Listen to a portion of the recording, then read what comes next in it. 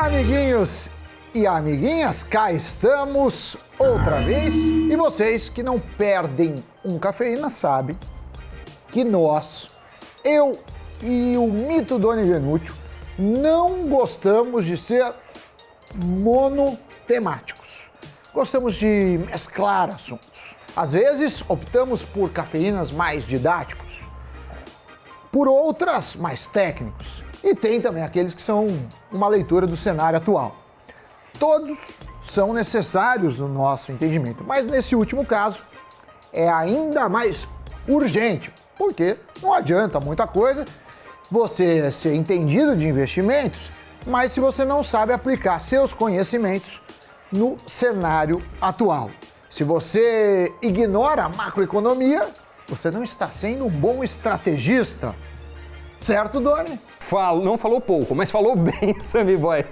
E olha, nenhuma batalha é vencida sem estratégia. Para começar, ninguém imaginava que nesse ano a Bolsa Brasileira ia se destacar tanto. Ainda mais com as eleições batendo a porta, né? Ano eleitoral é quase sempre aquela sangria nos ativos mais voláteis. A Bolsa Brasileira chegou a bater em abril a marca de mais valorizada do mundo no ano.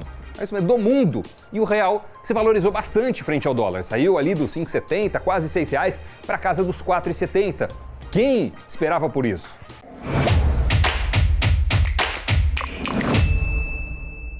E o fato da Bolsa Brasileira estar em alta no ano e o dólar em baixa, pergunto-lhe, Doni, e pergunto a você que nos assiste, o que fazer nesse cenário? Sair comprando feito louco as ações brasileiras? Comprar muitas cotas do BOVA11, que é aquele ETF que replica o Ibovespa? Ou sair comprando dólar, seja, Doni, para deixar embaixo do colchão ou investir em fundos cambiais, ações americanas via BDRs? Quem sabe abrir uma conta no exterior? Enfim, qual a melhor estratégia para nós brasileiros que estamos acostumados a só levar bordoadas? Esse efeito de bolsa em alta e dólar em baixa é causado pela lei da oferta e demanda. Imagine um estrangeiro querendo investir aqui. Aí ele decide comprar ações made in Brasil. Ao entrar no país, ele vai ter que trocar os dólares por reais. Com isso, aumenta o volume, a oferta de dólares no Brasil. E como tem muito dólar, o dólar fica mais barato, ou seja, a cotação cai. Depois disso, esse mesmo investidor estrangeiro vai usar os reais que ele adquiriu para comprar ações na Bolsa de Valores. Ou seja, ele está aumentando a demanda por ações. E com isso, o valor dessas ações na Bolsa sobe. E claro que o contrário também pode acontecer.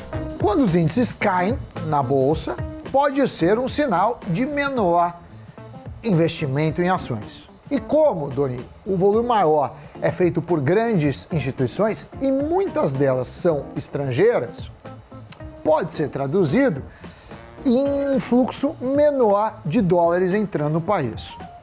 Só que pela lei da oferta e da procura, a escassez favorece o aumento do valor do dólar. Mas do contrário, quanto mais estrangeiros investem no Brasil, mais reais eles demandam, o que acaba valorizando o real.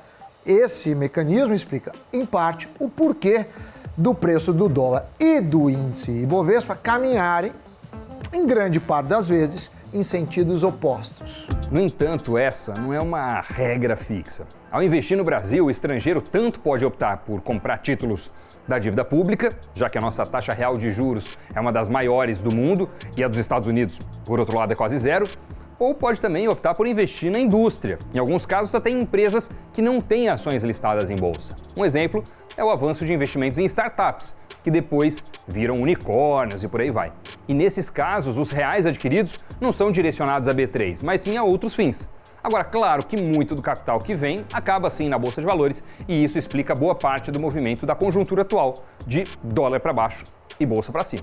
Vimos no primeiro trimestre desse ano aumentar bem o fluxo de investimento estrangeiro no Brasil. Apesar de um erro de cálculo já corrigido pela B3, em que esse número inicialmente divulgado era maior, foram 64 bilhões de reais injetados no país em apenas 3 meses, contra um saldo de 100 bilhões no ano passado inteiro. E alguns suspeitam que esse efeito acabou influenciando na valorização do real frente ao dólar no curto prazo. Já para o Murilo Breder, analista da Nuinvest, esse efeito deve durar mais. Isso porque ainda não há sinais de que esse fluxo estrangeiro esteja sendo interrompido. Um ponto interessante apontado pelo analista é que nossos problemas domésticos, inflação alta, eleições polarizadas, questões econômicas, ficaram bem menores quando comparado aos problemas dos outros emergentes. Sendo assim, Doni, não tem motivos, até então, para interromper o fluxo. De certa forma, Murilo disse que nós somos sedutivos aos olhos dos gringos. Claro que a gente teve uma alta expressiva do Ibovespa, motivada também pela alta das commodities, né? Soja, petróleo, minério de ferro, que são produtos das nossas principais exportações, tudo isso subiu muito esse ano. E as empresas ligadas a commodities têm um peso muito expressivo na nossa bolsa. Aliás, analisando a alta do Ibovespa em dólar, que é como o investidor internacional olha para a nossa bolsa, né, através da moeda dele, a alta foi na casa dos 35%, o que até o começo de abril era a maior alta das bolsas no mundo. E somado a isso, o índice, o indicador preço-lucro, está abaixo da média, o que torna a bolsa ainda mais apetitosa, mais atraente aos olhos dos investidores estrangeiros. Agora, uma coisa é certa, estrangeiro é bem informado e não tem nada de bobo. Eles estão entrando no Brasil sabendo das características do Brasil. Além disso, Doni, os que investem aqui não são pessoas físicas. São fundos gigantescos de pensão, fundos milionários em que os gestores conversam com políticos, com CEOs e sabem muito bem onde estão pisando. Claro que há quem vem apenas ganhar o diferencial de juros entre o Brasil e os Estados Unidos, por exemplo, o chamado carry trade, já que nossa Selic está em 11,75% ao ano e nos Estados Unidos a taxa básica de juros é 0,25% ao ano. Já outros estrangeiros enxergam muitas oportunidades, não de diferencial de juros, mas sim de longo prazo. E para falar sobre quais são essas oportunidades, afinal de contas, ninguém melhor do que ele, Murilo Breder, que vai iluminar as nossas mentes e as nossas carteiras de investimento.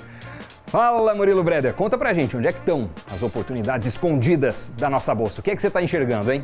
Fala, Doni, fala, Sam, é um prazer estar de volta aqui participando do Cafeína mais uma vez e indo direto ao assunto. Na minha visão, a grande oportunidade da bolsa hoje estão nas small caps, as empresas de menor porte, e eu vou dizer por quê, né? Porque primeiro a gente tem que comprar aquilo que ficou para trás, e não aquilo que já subiu, como é o nosso Ibovespa, né? Que já subiu tanto em real, mas se você olha em dólar, como já foi comentado, é uma alta ainda mais expressiva. E o que ficou para trás é justamente as small caps. Quando a gente compara a evolução do Ibovespa e do índice de small caps nos últimos meses, a gente vê que esse descasamento ficou muito forte. Então, alguma hora isso vai ter que, esse gap vai ter que voltar a fechar, porque não faz sentido, justamente quando a gente começa a olhar especificamente as companhias. A gente acabou de sair de uma temporada de resultados onde teve muito resultado bom. É óbvio que não dá para colocar tudo em uma grande cesta e falar que todos os resultados foram excelentes. Há algumas exceções, mas muitas empresas apresentando crescimento de receita, crescimento de lucro